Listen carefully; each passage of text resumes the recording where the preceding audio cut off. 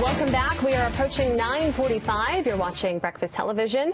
According to a new survey, Canadians from all backgrounds agree police are much harsher on Black and Indigenous populations.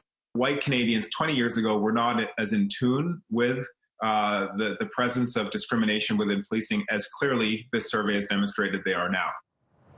The findings are from a new Abacus survey done for City News. 34% of respondents say they've experienced some kind of discrimination from police. Among Black respondents, that number rose to 60%. Over 80% agree police are more suspicious of Black people, while 90% think Indigenous populations face similar issues. The RCMP has had a lot of attention to issues of gender-based discrimination as of recent. And of course, one would think in the context of those discussions that broader discussions about discrimination and inequality within the RCMP, both in terms of how its members are treated as well as how the public are treated, would have been acknowledged. The poll surveyed more than 1,700 Canadians. White Canadians accounted for more than 1,100 responses, proof that it's no longer just marginalized communities sounding the alarm about police discrimination. The head of the country's largest Indigenous organization is calling for an overhaul of police systems. The national chief of the Assembly of First Nations says the only way to stop police discrimination is with a zero-tolerance policy. Perry Bellegarde is outraged over the two recent killings of First Nations people in New Brunswick this past month. And reaction to the deaths of those two Indigenous people in New Brunswick this month continues to pour in.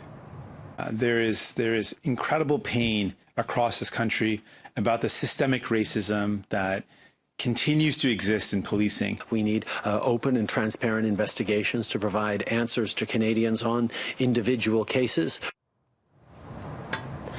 The cases include Rodney Levi's death on Friday and the death of Chantal Moore on June 4th. In both cases, RCMP officers say they were threatened with knives.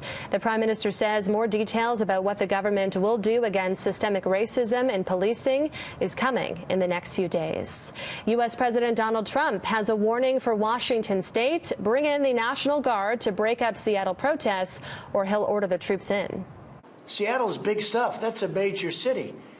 And we have a governor who's a stiff, and we have a mayor who said, oh, this is going to be a love fest.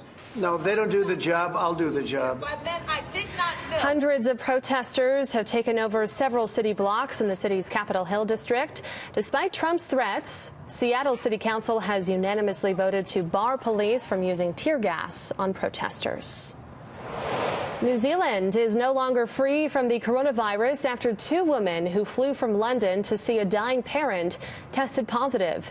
The new cases sparked a round of testing for anybody who might have been close to them.